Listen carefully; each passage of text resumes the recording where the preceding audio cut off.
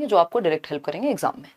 Question number 1 देखिएगा, आपके सामने है, which of the following is not a principle of the development. एक मिनट रुकिएगा, येलो से तो आपको दिख नहीं रहा होगा, है यानी कि कौन सा एक सिद्धांत विकास का नहीं है। विकास के कई सारे सिद्धांत हैं, ये पूरा चैप्टर एक तरह से टॉपिक है सीटेट में, प्रिंसिपल्स ऑफ डेवलपमेंट, क्योंकि विकास अपने आप में एक बड़ी प्रक्रिया है, तो इसको समझने के लिए कुछ प्रिंसिपल्स, कुछ सिद्धांत बनाए गए हैं, कुछ नियम बनाए गए हैं, और इनमें से कौन सा एक नियम नहीं है। कुछ नियम हम पढ़ते हैं, अगर आपने प्रीवियसली लेट्स लर्न पे भी वीडियोस देखी हैं तो ये प्रिंसिपल्स आपको पता होंगे।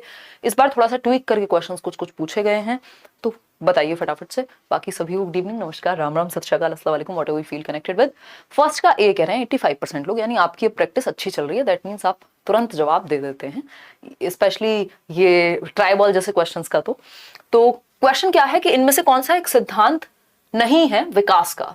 तो development occurs along a single course, यानी विकास क्या है, एक धारणीय या एक आयामी प्रक्रिया है, यानी एंड नॉट यूनिडायमेंशनल।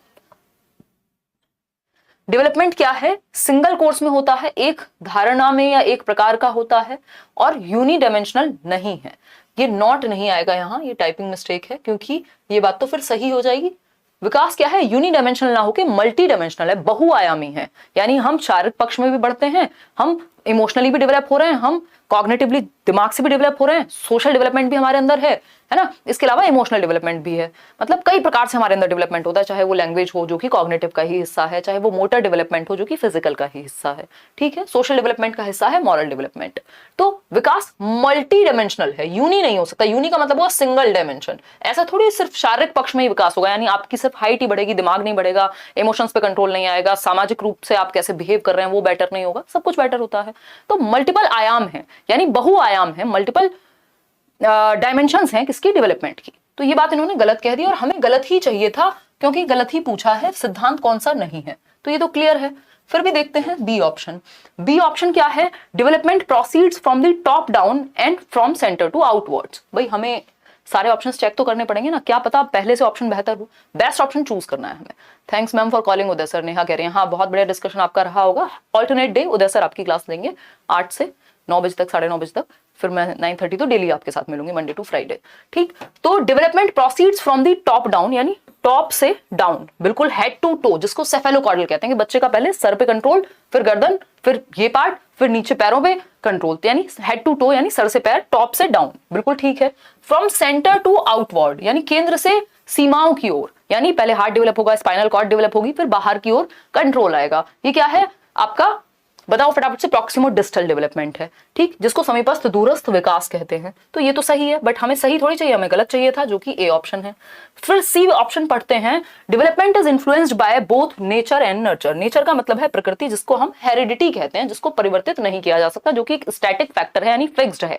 भाई आपकी आंखों का रंग अगर आपको बचपन में ब्राउन मिल गया है ना, ब्राउन रंग हो गया, तो अब ऐसा थोड़ा ना है कि आप कल को ब्लू कर लोगे बिना लेंस लगाए, नेचुरली तो चेंज नहीं कर सकते ना, वो तो फिक्स है, स्टैटिक है, यानी हेरिडिटी, नेचर स्टैटिक है। नर्चर क्या है, हमारा पोषण या हमारा वातावरण, एनवायरमेंट। हेरिडिटी एंड एनवायरमेंट दोनों इंपॉर्टेंट होते हैं, ये बात हमें समझ में आती है। फिर है development occurs in socio cultural context, यानी विकास सामाजिक सांस्कृतिक परिप्रेक्ष्य में होता है। बिल्कुल सही बात है, जिस समाज और जिस संस्कृति में हम रहते हैं उसी संदर्भ के एग्जाम्पल्स हम देते हैं, उसी संदर्भ की हम बातें सीखते हैं, उसी संदर्भ में हमारा विकास होता है, बिल्कुल ठीक बात है, ठीक। तो यानी विकास हमारा समाज और संस्कृति से प्रभावित होता है, ऐसा कौन कहते हैं, वाइगॉस्की कहते हैं, ठीक। तो ए ऑप्शन ही सही है, क्योंकि बाकी तीनों बातें सही थी, पहला ऑप्शन गलत था। अब आपको सिर्फ यहां पे ये नहीं रट लेना कि आंसर सही कौन सा है, आपको ये देखना है कि एक तो गलत कौन सा है और क्यों है, दूसरा बाकी की 3 चीज आपको जानने को मिली किसके बारे में, डेवलपमेंट के बारे में, कि डेवलपमेंट की ये 3 विशेषताएं हैं कि नेचर एंड नर्चर, यानी हेरिडिटी और एनवायरमेंट दोनों से प्रभावित होता है। सेंटर टू आउटवर्ड जाता है, यानी प्रॉक्सिमो डिस्टल है। टॉप से डाउन जाता है, यानी सेफेलोकॉर्डल है। सोशियो कल्चरल कॉन्टेक्स्ट प्रभावित करता है इसको, यानी जिस समाज और संस्कृति में है, जो कि वाइगॉस्की भी कहते हैं, विकास को प्रभावित करेगा। तो ये 3 ऑप्शन के साथ आपको और 6 बातें जानने को मिली, तो वो जानना जरूरी है, क्योंकि ऐसा तो है नहीं कि कोई रटे रटाए क्वेश्चंस आने, ठीक। तो ये था ए ऑप्शन इसका सही उत्तर। आगे बढ़ेंगे क्वेश्चन नंबर 2 पर। पूछा है cephalocaudal principle is applicable in the sphere of. आप पेपर उठा के देखिएगा, शायद ही आपको कोई ऐसा पेपर मिलेगा सीटेट का या even most of the exams में जहां पे प्रिंसिपल ऑफ डेवलपमेंट या सेफेलोकॉर्डल, प्रॉक्सिमो डिस्टल, इन दोनों में से किसी एक पे क्वेश्चन देखने को मिलता है, और इसमें हमारी गलतियां भी होती हैं, जबकि ये आसान क्वेश्चंस होते हैं, ठीक। सेफेलोकॉर्डल मतलब सेफेल मतलब खोपड़ी, सर से पैर की ओर जाने वाला विकास, हेड टू टो ठीक है, पैर का अंगूठा। उदय सर की क्लास कमाल थी, बहुत बढ़िया अंकिता। चलिए, ए ऑप्शन कह रहे हैं motor development. Cephalocaudal principle is applicable in the sphere of, यानी जो शीर्षगामी सिद्धांत है, शीर्षगामी यानी शीर्ष से, सर से नीचे की तरफ, पैर की तरफ, हेड टू टो। ये है एक प्यारा सा बच्चा, है ना, और सर से पैर की ओर जाएगा विकास, यानी पहले बच्चा अपना सर संभालना सीखेगा, धीरे धीरे फिर पैरों पे कंट्रोल आएगा तो वो चलना भी सीखता है। ठीक है, हेड टू टो जाता है, सिर से पैर की ओर। तो सेफेलोकॉर्डल डेवलपमेंट किसके अंदर आता है, किस प्रकार के विकास से जुड़ा हुआ है? क्या लैंग्वेज डेवलपमेंट से जुड़ा हुआ है? भाई बच्चे का चलना लैंग्वेज डेवलपमेंट है। अगर किसी को बोलना नहीं आता, क्या वो चल नहीं सकता? तो ये तो कुछ और ही बात हो गई, लैंग्वेज तो नहीं होगा। ठीक, कॉग्निटिव डेवलपमेंट दिमाग से संबंधित है, मेनली तो नहीं हो सकता है चलना प्रभावित हो दिमाग के कारण, बट मेनली नहीं होगा, है ना। फिर है मॉरल डेवलपमेंट, ये तो सोशल डेवलपमेंट से संबंधित है, क्या सही है और क्या गलत है। ठीक, तो ये किससे जुड़ा हुआ मोटर डेवलपमेंट से। और मोटर डेवलपमेंट किसके अंदर आता है? फिजिकल डेवलपमेंट के, शारीरिक विकास के। गामक विकास यानी मोटर डेवलपमेंट का मतलब क्या हुआ कि आप मोटर एक्टिविटीज कर पाए, चलना फिरना, दौड़ना, भागना, जितनी भी एक्टिविटीज जिनमें स्पीड, जिनमें प्रिसीजन, जिनमें फिजिकल एक्टिविटी इंवॉल्व होगी, तो वो मोटर डेवलपमेंट कहलाएंगे। ठीक है, मोटर डेवलपमेंट दो प्रकार का होता है। अब इसको हल्का सा समझ लेंगे 2 मिनट देकर के, कोई जल्दीबाजी है नहीं, बहुत समय हमारे पास, पूरा जीवन पड़ा हुआ है। ठीक है, मतलब पूरा जीवन तो नहीं है, 6 महीने तो है ही। देखिएगा एक बार, अगर हम बात करें, हमने अभी क्या समझा, फिजिकल डेवलपमेंट यानी शारीरिक विकास के अंदर। देखो, लैंग्वेज को लेकर परेशान मत होना, अगर यहाँ फिजिकल लिखा है, इतने आम छोटे बच्चे नहीं है कि ये ना समझ पाए कि फिजिकल का मतलब शारीरिक होता है। तो क्योंकि आप हिंदी मीडियम से, तो इस चीज को देख करके परेशान नहीं होना कि यार इंग्लिश में फिजिकल लिख दिया है, शारीरिक क्यों नहीं लिखा। फिजिकल डेवलपमेंट से जुड़ा हुआ क्या है? मोटर डेवलपमेंट, यानी गतिक विकास, गति करना, दौड़ना, भागना, गत्यात्मक विकास, मोटर डेवलपमेंट। ठीक है जी। अब इस मोटर डेवलपमेंट में भी 2 प्रकार होते हैं मेजरली। वो 2 प्रकार कौन से हैं? एक है gross motor skills, gross motor skills यानी स्थूल गतिक कौशल, और फाइन मोटर स्किल्स यानी सूक्ष्म गतिक कौशल।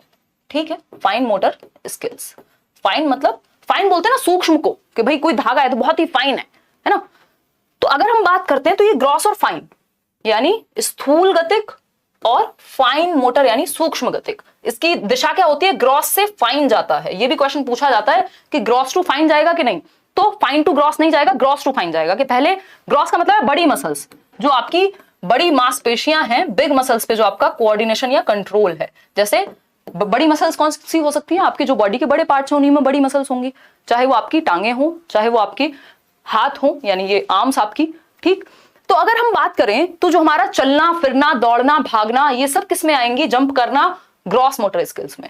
फाइन मोटर स्किल में क्या आएगा? छोटी मसल्स का कोऑर्डिनेशन, स्थूल नहीं है, ये सूक्ष्म है ना। तो स्मॉल मसल्स का कोऑर्डिनेशन, जैसे हमारी आंखों की मसल्स, जैसे हमारी उंगलियों की मसल्स। तो ड्राइंग, पेंटिंग, आपका जो निटिंग, इसके अलावा अगर हम बात कर रहे हैं राइटिंग, ये सारी चीजें किस में आएंगी? ये सब आएंगी फाइन मोटर स्किल्स में। तो ये एक चीज से हम बहुत सारी चीजें सीख सकते हैं। ठीक, अगर जल्दबाजी हमें नहीं है तो, और अभी समय है आराम से सीखने का। आगे बढ़ेंगे तो मोटर डेवलपमेंट, सेफेलोकॉर्डल प्रिंसिपल किससे जुड़ा हुआ है? मोटर डेवलपमेंट से।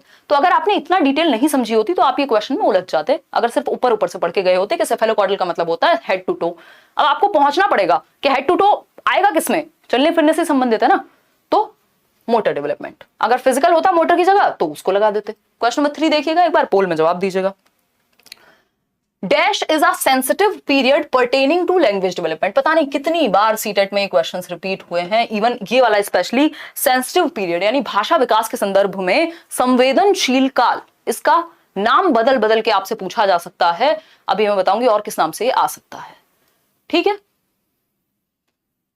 अच्छा जूली भाई नजर उधर मत लगाओ, गीलू कम कीजिए, बहुत ज्यादा है मैम प्लीज। 1500 शोभित। अच्छा यार, इतने सारे टीचर्स हैं, ऑफलाइन ऑनलाइन, इतनी टेस्ट सीरीज, दुनिया भर की चीजें हैं। देखिए, सेंसिटिव पीरियड की अगर हम बात कर रहे हैं, संवेदनशील अवस्था भाषा विकास के लिए, इसको ये सेंसिटिव पीरियड कहे, इसको ये क्रिटिकल पीरियड कहे, है ना, या फिर फास्टेस्ट डेवलपमेंट लैंग्वेज का कब होगा, यानी सबसे तेज गति से भाषा विकास कब होता है, क्रिटिकल यानी जटिल काल कौन सा है, या मैं कहूं संवेदनशील यानी सेंसिटिव काल कौन सा है भाषा विकास के लिए। तो हम कहेंगे क्या? B option. 77% लोग बिल्कुल सही उत्तर दे पा रहे हैं। अर्ली चाइल्डहुड यानी पूर्व बाल्यावस्था, प्रारंभिक अवस्था 2 से 6 वर्ष। ठीक है भाई, चाइल्डहुड क्या होता है? बाल्यावस्था 2 से 12 वर्ष। इसको हम दो कैटेगरी में डिवाइड कर देते हैं। एक होता है 2 से 6 वर्ष जिसको पूर्व बाल्यावस्था यानी प्री या अर्ली चाइल्डहुड कहते हैं, और दूसरा पार्ट है 6 से 12 लेटर चाइल्डहुड। ठीक है, तो चाइल्डहुड टोटल जो है बाल्यावस्था वो है 2 से 12 वर्ष। इसको दो भागों में विभाजित किया, दो पार्ट्स में, अर्ली चाइल्डहुड 2 से 6, लेटर चाइल्डहुड 6 से 12। क्लियर है? इसी को प्याजे ने प्री ऑपरेशनल कह दिया और 6 से 12 को क्या कह दिया? 7 से 11 को क्या कहा? Concrete operational. तो चीजों को समझना है, जोड़ना है एक दूसरे से। ठीक, चलिए आगे बढ़ते हैं। ये तो सिंपल क्वेश्चन था। क्रिटिकल पीरियड लिखे, सेंसिटिव पीरियड लिखे, फास्टेस्ट लैंग्वेज डेवलपमेंट का पीरियड लिखे। आंसर क्या होगा? Early childhood. इवन सोशलाइजेशन भी बहुत तेजी से होता है इस स्टेज में। क्वेश्चन नंबर 4 है, dash occurs with in the family when children first learn their individual identity. यानी ये होता है सबसे पहले परिवार में जब व्यक्ति या बच्चा सबसे पहले अपनी इंडिविजुअल आइडेंटिटी ग्रहण करता है कि वो है कौन, ये वो जानना शुरू करता है। अब है कौन तो जीवन भर भी पता नहीं लगता कई लोगों को। Acquire language and develop initial cognitive skills, यानी भाषा को एक्वायर करना सीखता है। और initial cognitive skills, initial cognitive skills क्या है? थोड़ा बहुत सोचना, इमेजिन करना, है ना, समझना चीजों को, ये सारी चीजें आ जाएंगी आपकी। रीजन करना हल्का फुल्का, ये सब की शुरुआत होती है कॉग्निटिव स्किल्स की। अब ये कहां पे क्या है? ये यानी आपकी इंडिविजुअल आइडेंटिटी फॉर्म होगी सबसे पहले, लैंग्वेज आप एक्वायर करेंगे, इनिशियल कॉग्निटिव स्किल्स सीखेंगे, इनिशियल बिहेवियर सीखेंगे। क्या है ये? प्राइमरी सोशलाइजेशन है जो परिवार में होगा 3 साल के आसपास तक, और फिर आप स्कूल जाने लगते हैं और आपके अंदर सेकेंडरी सोशलाइजेशन यानी बाहर की दुनिया से आप सेकेंडरी सोशलाइजेशन करते हैं। सबसे पहले परिवार क्या है? मिनिएचर वर्जन है, छोटा रूप है समाज का, सोसाइटी का। तो पहले आप दुनिया के नियम कायदे कानून तौर तरीके परिवार से सीखते हैं, फिर उसके बाद बाहर जाकर के सीखते हैं। तो प्राइमरी सोशलाइजेशन में हमेशा फैमिली आती है, और अगर सेकेंडरी की बात करें तो स्कूल या आसपास की चीजें। ठीक, कई बार नेबरहुड को प्राइमरी में भी डाल देगा अगर फैमिली के साथ है तो, नहीं तो स्कूल के साथ डालेगा तो सेकेंडरी होगा। ठीक, सेकेंडरी स्कूल लिखा होता तब हम सोच सकते थे यही सेम क्वेश्चन अगर स्कूल लिखा होता फैमिली की जगह तो हो जाता सेकेंडरी। छिपा हुआ यहाँ पे कुछ है नहीं, एक्टिव सोशलाइजेशन की यहाँ बात नहीं हो रही। जनरली आपका जो क्वेश्चन है सीटेट में वो आता है प्राइमरी, सेकेंडरी, और आजकल जो आने लगा है वो है आपका रीसोशलाइजेशन, और एक होता है anticipatory socialisation. According to the theory of Lawrence Kohlberg, Kohlberg ने मॉरल डेवलपमेंट की थियरी दी है, यानी नैतिक विकास की थियरी दी है। किस लेवल पे उन्होंने कहा है कि मॉरल थिंकिंग यानी मॉरल रीजनिंग, मॉरल थिंकिंग का मतलब क्या है? मॉरल रीजनिंग यानी नैतिक चिंतन का मतलब है नैतिक तर्क। ठीक है, ठीक है, इतनी बात क्लियर है? नेहा फोकस करो क्वेश्चन पे। पेडागोजी की क्लास शोभित आज ही हुई है पेडागोजी स्पेशल में, बस टाइम चेंज था, 7 बजे हुई थी पेडागोजी स्पेशल बैच में, है ना, वो कंटिन्यू कर दिया। ठीक है, चलिए देखिए, लॉरेंस कोहलबर्ग किस लेवल पे कहते हैं कि moral thinking is based on taking initial perspective of the society, यानी सोसाइटी के अनुसार आप क्या है अपनी मॉरल थिंकिंग को चेंज करने की या अडेप्ट करने की कोशिश करते हैं। यानी मॉरल रीजनिंग आपकी सोसाइटी के अनुसार होती है, सोसाइटी में जो चीजें चल रही हैं उन नियमों के अनुसार होती है। तो ये कन्वेंशनल लेवल हो गया। कन्वेंशनल का मतलब ये पारंपरिक, यानी जो परंपरा है जो समाज में चल रही है, परंपरा, प्रतिष्ठा और वॉटएवर, कभी खुशी कभी गम याद आ गई होगी आपको। ठीक है, तो जो सोसाइटी के हिसाब से आपके डिसीजंस हैं या मॉरल थिंकिंग है वो कब होगी? कन्वेंशनल लेवल पे, पारंपरिक स्तर पे। इसीलिए पारंपरिक कह रहे हैं, इसलिए ट्रेडिशनल कह रहे हैं इसको। समझ पा रहे हो? चलें आगे, इतनी बात क्लियर है? हाँ बुलंदशहर, बिल्कुल बिल्कुल मिलेंगे यश।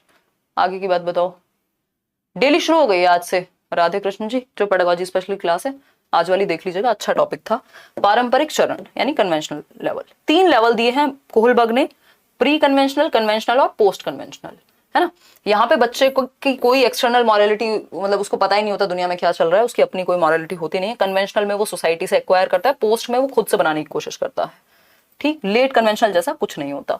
आगे बढ़ेंगे क्वेश्चन नंबर 6 पे। इनकी 2 स्टेजेस भी हैं, यानी 3 लेवल दिए हैं और 6 स्टेजेस दिए हैं कोहलबर्ग ने।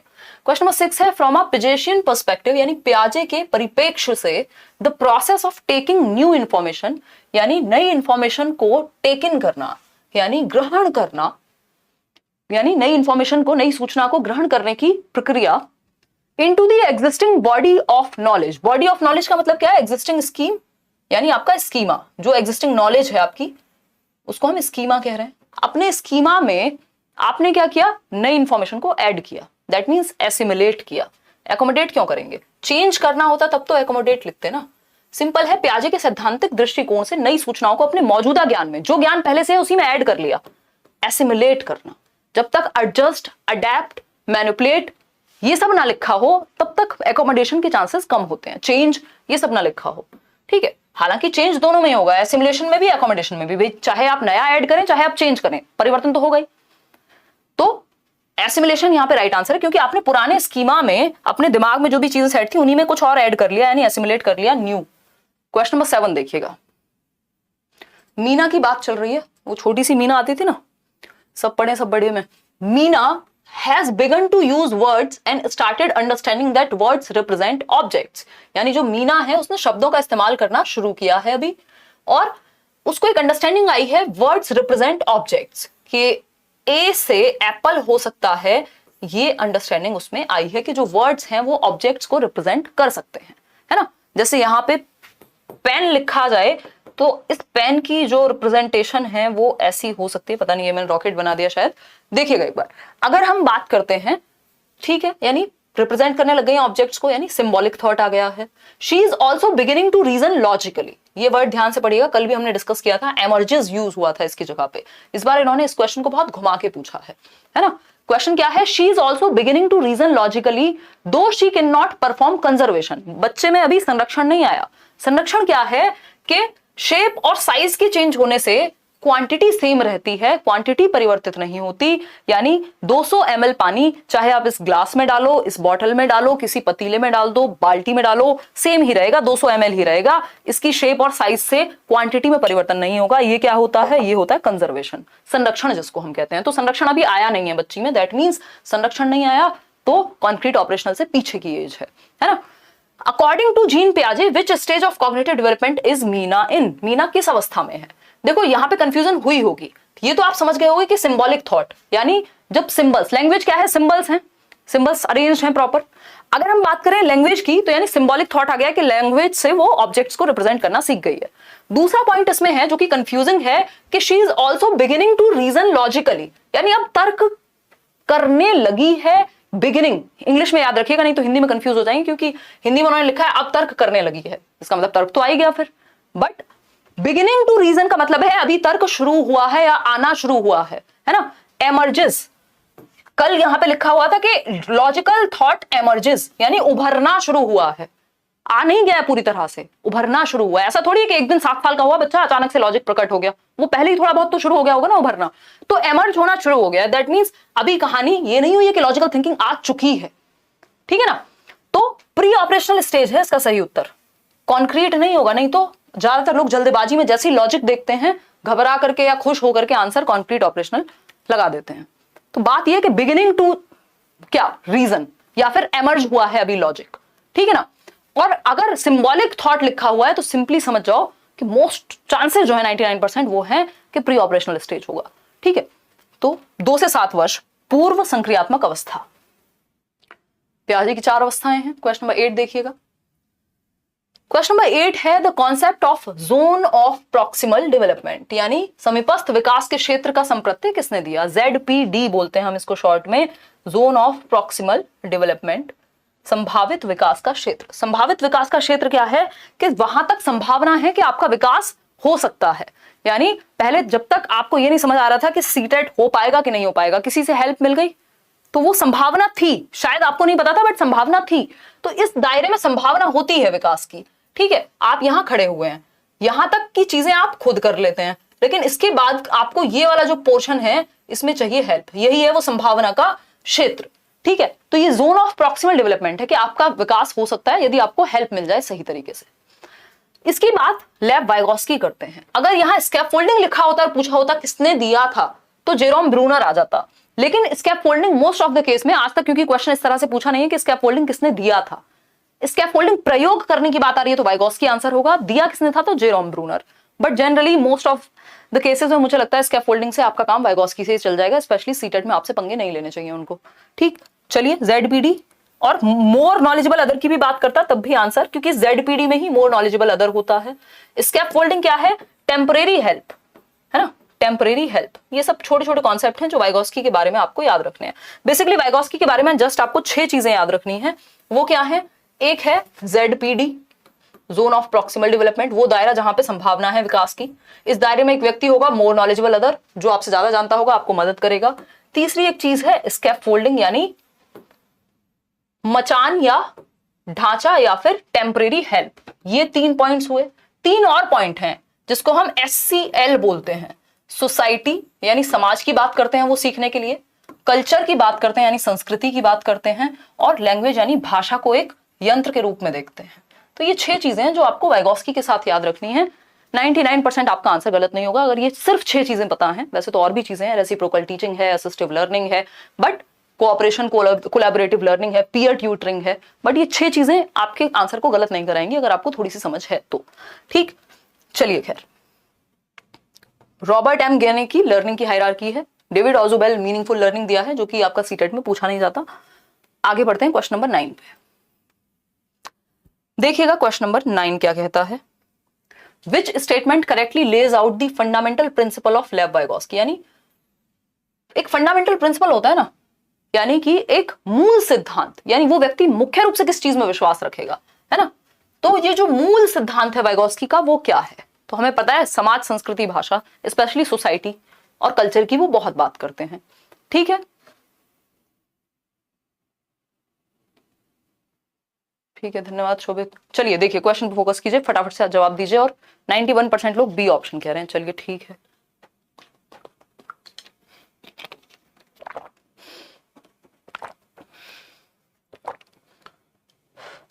चलिए देखिए B option, learning is a social activity. बिल्कुल सही बात है, समाज और संस्कृति के आसपास ये आंसर होता है ज्यादातर केस में जब वाइगोस्की की बात होती है या ग्रुप लर्निंग की बात होगी। फंडामेंटल तो इनकी थियोरी का नाम ही है सोशियो कल्चरल थियोरी या सोशियो कल्चरल डेवलपमेंट, यानी ये कहते हैं हमारे दिमाग का विकास जो है वो समाज और संस्कृति के साथ इंटरेक्ट करके होता है। ठीक है, तो ये मूल सिद्धांत जिसकी थियोरी का नाम सोशियो कल्चरल डेवलपमेंट है, तो सिंपल है कि मूल जो फंडामेंटल विचार होगा वो यही होगा, समाज के साथ सीखना, समाज में अंतःक्रिया करके सीखना। अनकॉन्शियस की बात कौन करेंगे? सिगमंड फ्रॉइड करेंगे। जेनेटिकली प्रोग्राम्ड की बात एक बार को प्याजे भी मान सकते हैं, और भी लोग हैं।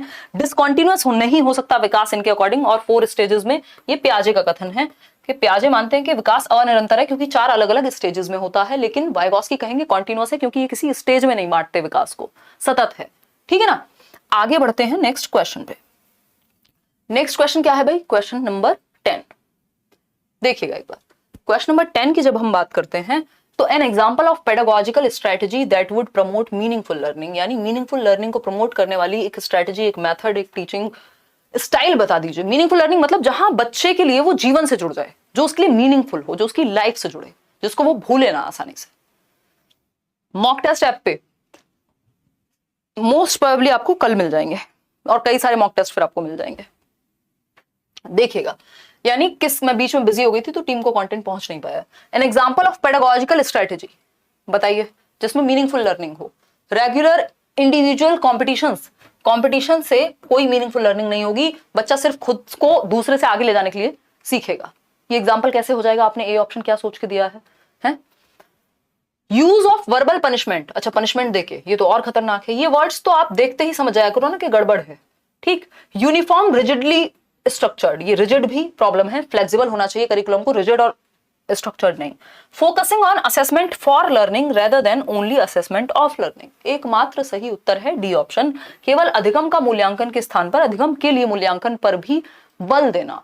दैट मीन्स कि सिर्फ जो असेसमेंट ऑफ लर्निंग क्या है कि मार्क्स कितने आए, है ना, तो सिर्फ इसी पे नहीं, असेसमेंट फॉर लर्निंग पे भी।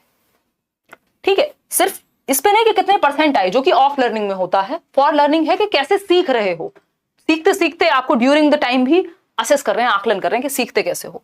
तो D option is the right answer.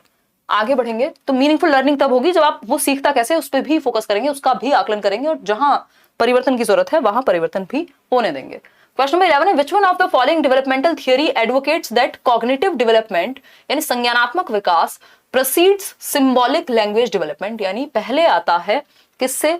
भाषा के विकास से। याद आया कोई व्यक्ति? अगर प्याजे, वाइगोस्की, कभी आपने थियरी देखी है और लाइक शेयर करना याद रहा है तो आपको जवाब मिल जाएगा, है ना। देखिए, निम्नलिखित में से कौन सा विकास का सिद्धांत इस बात का समर्थन करता है कि बच्चे में संज्ञानात्मक विकास सांकेतिक भाषा विकास का पूर्वगामी है, यानी भाषा विकास से पहले संज्ञानात्मक विकास आएगा, यानी आपका संज्ञान का विकास, आपकी कॉग्निटिव स्किल्स, आपकी मानसिक क्षमताओं का विकास यदि हो चुका है तो भाषा विकास बाद में आ जाएगा, कोई दिक्कत नहीं। इसका सिंपल मतलब ये है कि पहले थॉट आता है, बाद में लैंग्वेज आती है। यानी जब बच्चा ये बोल नहीं पा रहा कि ये पेन है, तब भी उसके दिमाग में इसको लेके कोई विचार होगा कि ये पेन है, ठीक है। तो हम क्या कह सकते हैं, ये पियाजे का कथन है, सिंपल। पियाजे कहते हैं thought not only proceeds language but also determines it, यानी विचार सिर्फ भाषा को, भाषा से पहले नहीं आता बल्कि इसको निर्धारित भी करता है। यानी पहले आप जब बोलते हैं तो उससे पहले आप दिमाग में सोचते हैं। ये चीज इतनी तेजी से हो रही होती है कि आपको पता नहीं होता, है ना। तो ये पियाजे का थॉट है, ठीक है। वाइगोस्की की जब हम बात करें तो वाइगोस्की का कहना यह है कि भाई भाषा एक टूल है कॉग्निटिव डेवलपमेंट का, और पियाजे कह रहे हैं कॉग्निटिव डेवलपमेंट से लैंग्वेज आ रही है। समझ पा रहे हो, दो ऑपोजिट बात है।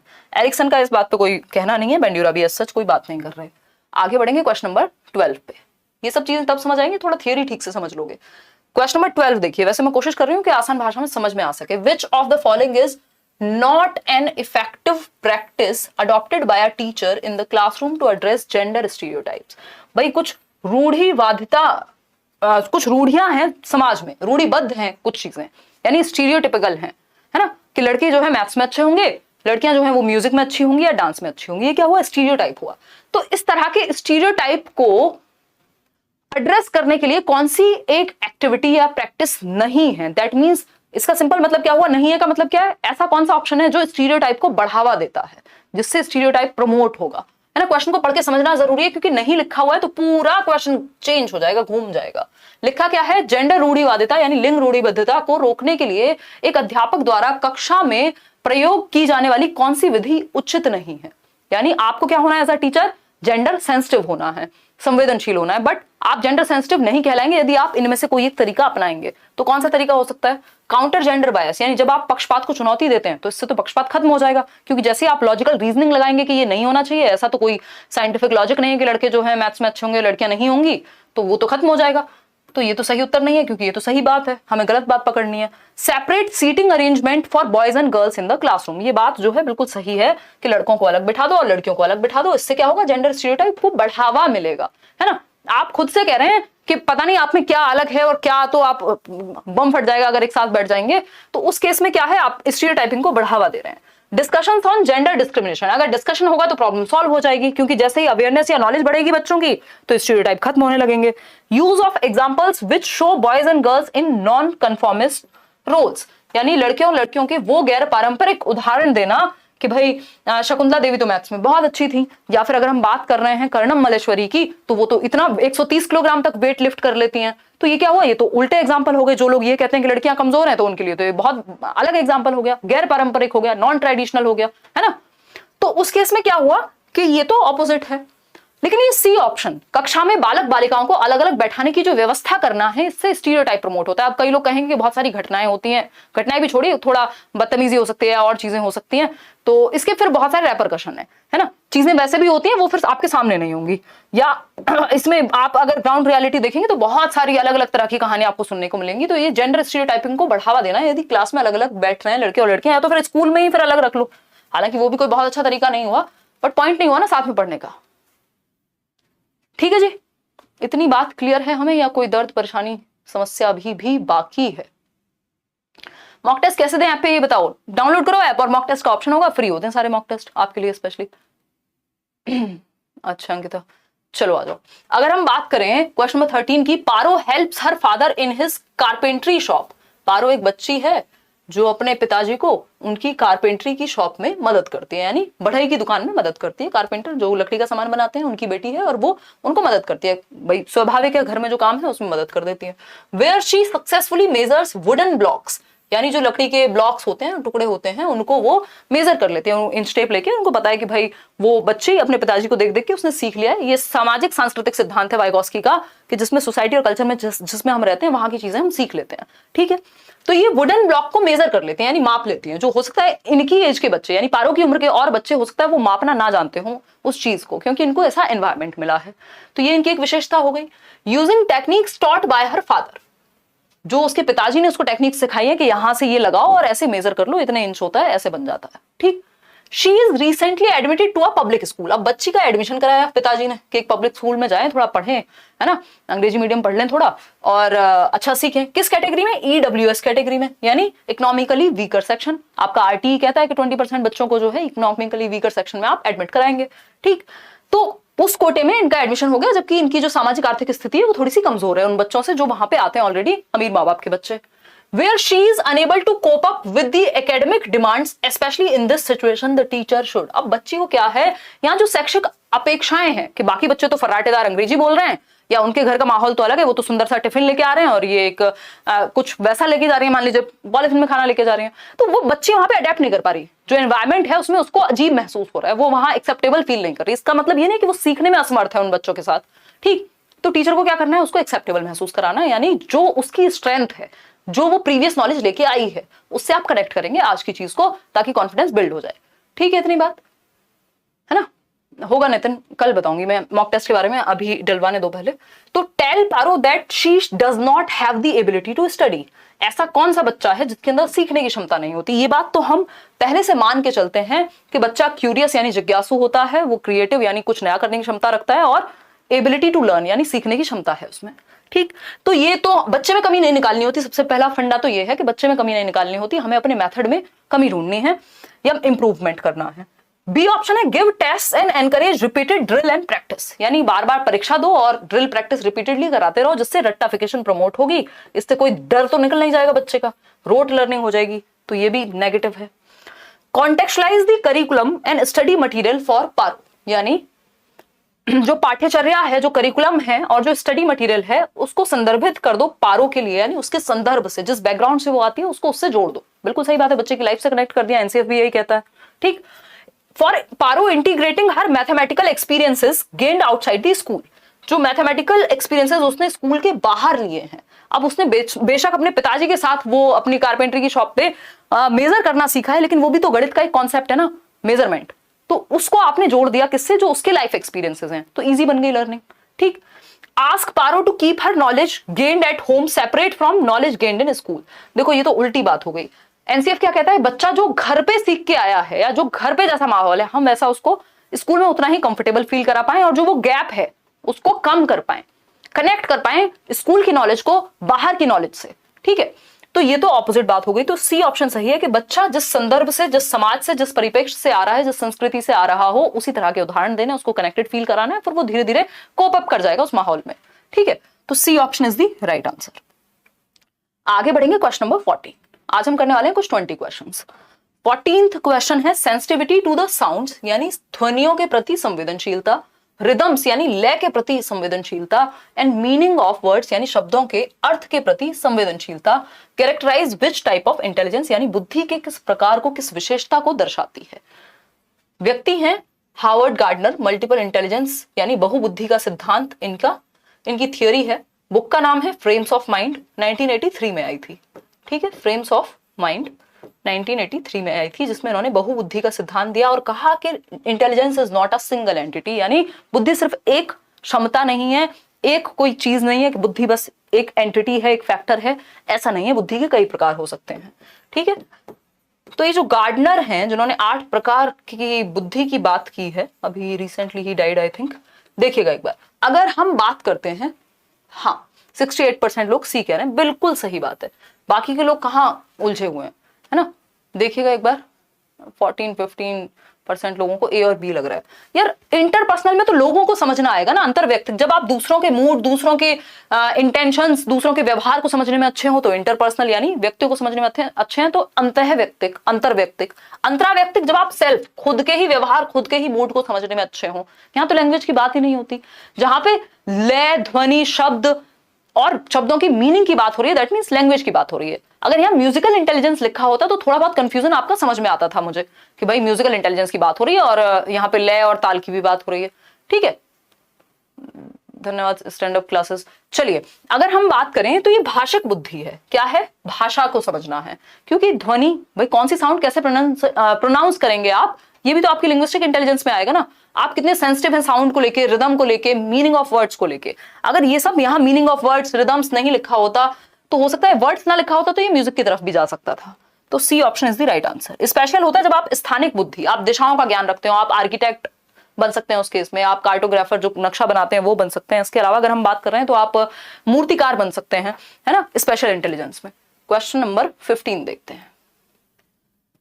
क्वेश्चन नंबर 15 पढ़िएगा। In a socio constructivist classroom which methods of assessment would be preferred, यानी सामाजिक सांस्कृतिक परिप्रेक्ष्य की कक्षा में कौन से मेथड्स को प्रेफर किया जाएगा, यानी जहां सामाजिक सांस्कृतिक तरीके से सिखाने की बात होगी, यानी वाइगॉस्की की बात होगी। समाज और संस्कृति मतलब ग्रुप में सीखना, बच्चों का एक साथ सीखना, सिंपल बात है। समाज कब बनेगा, जब ग्रुप में सीख रहे होंगे बच्चे, एक दूसरे से सीख रहे होंगे। तो कोलैबोरेटिव प्रोजेक्ट, कोऑपरेटिव प्रोजेक्ट, ये सब अच्छी बात है। सहयोगी प्रायोजित कार्य, यानी जहां बच्चे ग्रुप में सीख रहे हैं वही होगा, क्योंकि सोसाइटी और कल्चर की बात हो रही है। ठीक, ऑब्जेक्टिव टेस्ट में तो कहां ग्रुप बन रहे हैं, स्टैंडर्डाइज्ड टेस्ट में भी कोई ग्रुपिंग नहीं हो रही, कोई बच्चे एक दूसरे का सहयोग करके नहीं सीख रहे। Test based on mere recall, बस रटना, जो आपने रट्टा लगाया था उसका यूज हो जाए, कोई पॉइंट नहीं है। जहां सब एक्टिविटी करके सीख रहे हो वो भी ग्रुप में, वो आंसर होगा सोसाइटी और कल्चरल एस्पेक्ट का। तो ए ऑप्शन कोलैबोरेटिव, यानी सब एक साथ आकर के सीख रहे हैं। क्वेश्चन नंबर 16 देखिएगा। आज का सेशन थोड़ा सा लेंदी है, बड़े क्वेश्चन हैं, एक्सप्लेनेशन के मूड में मैं हूं।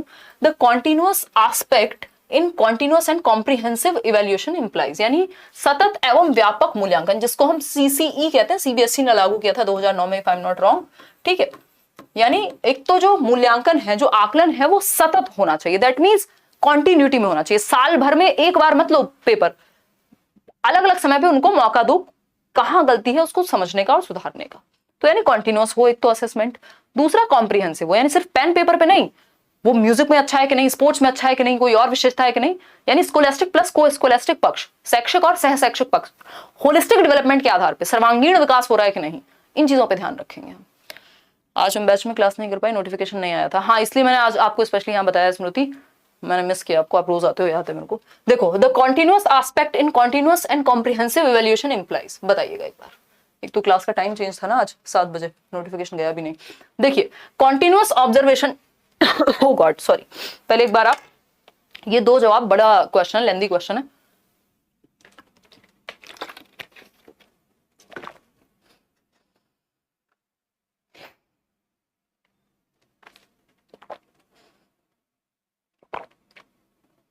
सत्य प्रकाश, विनोद को छोड़ दो, अब विनोद पुराने हो गए, अब हम नया जोक लेके आएंगे। जब नया मीम आएगा तो नया जोक लाएंगे, है ना। देखिए, 85% लोग ए कह रहे हैं, देखते हैं समझते हैं। कॉन्टिन्यूअस का मतलब क्या है, कॉन्टिन्यूअस एंड कॉम्प्रिहेंसिव में, continuous observation and support to children during teaching learning employing different tools. बिल्कुल सही बात है कि आप बच्चों को कॉन्टिन्यूअसली क्या कर रहे हो, ऑब्जर्व कर रहे हो कि वो सीखता कैसे है, क्या परिवर्तन हो सकता है, और साथ साथ आप मूल्यांकन भी कर रहे हो। बिल्कुल सही बात है, इससे कोई भय नहीं आएगा बच्चे में। आप देख लेंगे उसकी स्ट्रेंथ्स क्या है, उसकी वीकनेसेस क्या है, डेली बेसिस पे। ऐसा नहीं अचानक से एक दिन नींद से जागे और टेस्ट लेना शुरू कर दिया, है ना। कॉन्टिन्यूअस कंपैरिजन, बच्चों के कंपैरिजन नहीं किए जाते अदर बच्चों से, खुद से कर सकते हो उसी बच्चे की का कंपैरिजन कि इंप्रूवमेंट कितना हुआ है या क्या कमी है। Conducting formal paper pencil test, सिर्फ पेपर पेंसिल टेस्ट नहीं होता। पीरियोडिक टेस्टिंग ऑफ चिल्ड्रन, सब वाहियात बातें हैं, मेमोराइज और रिकॉल, मतलब रटने पे थोड़ा ना फोकस करेंगे। तो अध्यापन के दौरान विभिन्न उपकरणों का प्रयोग करते हुए छात्रों का साथ साथ मूल्यांकन। ठीक है, बात आगे बढ़ जाए। ये तो हुई एक बात। चलिए क्वेश्चन नंबर 17 देखिए, 3 क्वेश्चन और हैं इसके बाद। अगर हम बात करते हैं, आसान क्वेश्चन है ये तो, student should be encourage to set, किस तरह के गोल्स आपको सेट कराने हैं बच्चों में। तो ये जो गोल्स होने चाहिए, ना तो ये परफॉर्मेंस ओरिएंटेड होने चाहिए, ना ये फेलियर अवॉइडेंस वाले होने चाहिए, और ये क्या होने चाहिए, मास्टरी ओरिएंटेड होने चाहिए। तो ये सब तो अपने आप ही हट जाता है कि बच्चा क्या है, प्रवीणता अभिमुखी लक्ष्य रखे, यानी उसको मास्टरी गेन करनी है, किसी चीज में पारंगत होना है, इस चीज के लिए वो सीखने पे उसका फोकस हो कि उसको वो सब्जेक्ट अच्छे से आता है। परफॉर्मेंस ओरिएंटेड कब होगा, जब उसका ध्यान है सिर्फ फर्स्ट आने पे, तो फर्स्ट अपने आप आ जाएगा। आपका फोकस होना चाहिए मास्टरी ओरिएंटेड गोल सेट करने पे एज अ टीचर, या बच्चे को हेल्प करने में। परफॉर्मेंस या फेलियर अवॉइडेंस वाले नहीं कि किसी तरह से पास हो जाए या फिर फर्स्ट आ जाए। सबसे बेटर है मास्टरी ओरिएंटेड, यानी उनका फोकस इस बात पे हो कि मुझे सब कुछ आता हो। क्वेश्चन नंबर 18 देखिएगा, which of the following is a principle of inclusion, यानी समावेशन का कौन सा एक सिद्धांत है। इंक्लूजन का सिद्धांत पूछा है हमसे। इंक्लूजन मतलब एजुकेशन फॉर ऑल, हर तरह का बच्चा क्लास में पढ़ सके, चाहे किसी को देखने में समस्या हो, चाहे कोई गिफ्टेड हो, चाहे कोई स्लो लर्नर हो, चाहे कोई बैकवर्ड लर्नर हो, है ना। एजुकेशन फॉर ऑल, सभी के लिए एक छत के नीचे रेगुलर स्कूल में शिक्षा भेदभाव नहीं होगा, स्टैंडर्डाइज्ड इंस्ट्रक्शन नहीं चलेगा। स्टैंडर्डाइज का मतलब होता है सभी के लिए एक जैसा। यहाँ फ्लेक्सिबल चलेगा, डिफरेंशिएटेड इंस्ट्रक्शन चलेगा, acceptance of individual differences, segregation is against the law of nature, labelling भी नेगेटिव वर्ड है। तो एजुकेशन फॉर ऑल का सिंपल मतलब है एक्सेप्टेंस ऑफ इंडिविजुअल डिफरेंसेस, व्यक्तिगत विभिन्नताओं को स्वीकार करना कि सभी बच्चे एक जैसे नहीं हो सकते, विभिन्नता होती है। तो किसी को देखने में भी समस्या है, वो भी विभिन्न है ना, वो कम और ज्यादा नहीं हम उसको कह रहे हैं, हम कह रहे हैं वो डिफरेंट है, ठीक है। तो सभी तरह के बच्चे एक छत के नीचे सब सीख सकते हैं जब हम इंडिविजुअल डिफरेंसेस को एक्सेप्ट कर लें कि हम व्यक्तियों में व्यक्तिगत विभिन्नताएं पाई जाती हैं, कोई भी दो लोग एकदम सेम नहीं हो सकते, कोई किसी एक क्षेत्र में अच्छा होगा, दूसरा किसी और क्षेत्र में। A child who has partial vision, यानी एक बच्चा जो आंशिक रूप से देख सकता है, पार्शियल विजन मतलब प्रॉपर नहीं देख सकता, देखने में थोड़ी समस्या है बच्चे, ठीक। Should be encourage to opt for home based education, मतलब हम कह देंगे कि तुमको तो स्कूल में पढ़ना ही नहीं चाहिए, तुम घर से पढ़ो, बिल्कुल गलत है, फिर इंक्लूसिव एजुकेशन आपकी तेल लेने चली जाएगी, है ना। फिर बात आती है बी ऑप्शन की, needs to be in separate institution, यानी एक अलग संस्थान में, फिर आपने सेग्रीगेट कर दिया, सेपरेशन नहीं चाहिए, इंक्लूजन चाहिए, इंक्लूसिव एजुकेशन की बात करते हैं हम आज 2022 में। Should become a part of regular school with inclusive provisions, बिल्कुल सही बात है, समावेशी प्रावधानों का पालन करते हुए नियमित स्कूल में जाना चाहिए। यानी आपको यह भी ध्यान रखना है कि बच्चे को आप आगे बिठाएं, बड़ा बड़ा लिखें, क्लियरली बोलें, है ना, और अगर जरूरत पड़े ब्रेल लिपि का इस्तेमाल करें, ऑडियो अपनी क्लियर रखें, लाउड रखें, उसको सेंटर में बिठाएं ताकि क्लियर दिखे, बड़ा लिखें। ये सब क्या है, विशेष प्रावधान हो गए, है ना। एक रेगुलर स्कूल में विशेष प्रावधानों के साथ आपने इन्वॉल्व किया है। डी ऑप्शन क्या है, should be in a regular school, बहुत अच्छी बात है भाई, एक रेगुलर स्कूल में सभी के साथ बिठाएं। रेगुलर स्कूल का मतलब है जहां हर तरह का बच्चा है, with no special provision to encouraging coping behaviour. अगर नो स्पेशल प्रोविजन होगा तो आप बच्चे को प्रताड़ित करेंगे कि बच्चे को देखने में समस्या है, लेकिन आपने क्या कहा, अरे तुम कहीं भी बैठो यार, सब बच्चों की तरह ही हो तुम तो, हम तो इक्वल मानते हैं तुमको, तो ये बेवकूफी हो जाएगी। इक्विटी का ध्यान रखना है, समता का ध्यान रखना है यहाँ पे, ठीक है। तो ये क्या हुआ कि आपको विशेष प्रावधानों का पालन करना है कि अगर कोई बच्चा नहीं चल सकता तो आप उसको या तो ग्राउंड फ्लोर पे क्लास दें, या फिर आपके स्कूल में रैंप हो, किसी बच्चे को सुनने में समस्या है तो अगेन उसको आगे बिठाएं या तेज बोले, या फिर अगर कोई मशीन है तो उसका इस्तेमाल करें, या विजुअल सामग्री ज्यादा दिखाएं क्योंकि उसको सुनने में दिक्कत है, ठीक। उसको ऑडियो टेप्स नहीं दे देंगे कि तुम तो सुन सुन के होमवर्क करो, उसको तो सुनने में पहले ही प्रॉब्लम है। C option. आगे बढ़ेंगे, क्वेश्चन नंबर 20, आज के लिए आखिरी सवाल है। क्वेश्चन नंबर 20 है, which of the following practices will support creativity in a classroom, यानी कौन सी एक प्रैक्टिस रचनात्मकता को यानी क्रिएटिविटी को एक क्लासरूम में प्रमोट करती है। रचनात्मकता का मतलब है कुछ नया सोचना, कुछ डिफरेंट सोचना, कुछ नोवल सोचना, कुछ ओरिजिनल सोचना, ठीक है जी। यानी निम्न में से कौन सी शिक्षा प्रणाली कक्षा में सृजनात्मकता में सहायक होगी, यानी हम चाहते हैं कि बच्चे कुछ डिफरेंट करें, कुछ नया करें, है ना। बहुत बढ़िया श्वेता, हाँ छुट्टी हो गई थी ना बीच में, सैटरडे ऑफ था, फिर संडे भी हमने क्या किया सर। अच्छा, इसकी प्लेलिस्ट बना देंगे, बनी हुई है आई थिंक, बस अपडेट कर दूंगी मैं। और हाँ सैटरडे ऑफ था, संडे वार्ता ही होती है, इस बार मंडे भी ऑफ हो गया था, तो कल से ही शुरू हुई है 3 दिन की छुट्टी के बाद क्लास। देखिए, अगर हम बात करें एक्सेप्टेंस ऑफ इमेजिनेटिव आंसर्स, यानी हम कल्पना करने का मौका दें। अगर बच्चा कल्पना करेगा, इमेजिन करेगा, तो कुछ नया भी सोचेगा, है ना, नेचुरल है, बिल्कुल ठीक बात है। एम्फेसिस ऑन ब्रेनस्टॉर्मिंग, ब्रेनस्टॉर्मिंग का मतलब क्या है, बच्चे बैठे हैं और दिमाग में बारिश हो रही है किसकी, आइडियाज की, ठीक। तो कुछ नया सोचेंगे, जब 36 आइडिया आएंगे तो 6 कुछ नए भी हो सकते हैं, है ना। एम्फेसिस ऑन कन्वर्जेंट थिंकिंग, ये ऑपोजिट है किसके, क्रिएटिविटी की। क्रिएटिविटी डाइवर्जेंट थिंकिंग से आती है, दिशाओं में सोचने से आती है, कन्वर्जेंट से नहीं आती। कन्वर्जेंट क्या है, ये जो क्वेश्चन आपके सामने लिखा हुआ है ना, ये एमसीक्यू, इसमें कन्वर्जेंट थिंकिंग लगेगी आपको एक सही उत्तर तक पहुंचने में, कि 4 ऑप्शन है, इन्हीं में से कुछ चूज करना है, इसमें आप अपनी बुद्धि का प्रयोग करेंगे। जेपी गिलफर्ड कहते हैं कि डाइवर्जेंट थिंकिंग क्रिएटिविटी से जुड़ी हुई है और कन्वर्जेंट थिंकिंग इंटेलिजेंस यानी बुद्धि से जुड़ी हुई है, अभिसारी सोच।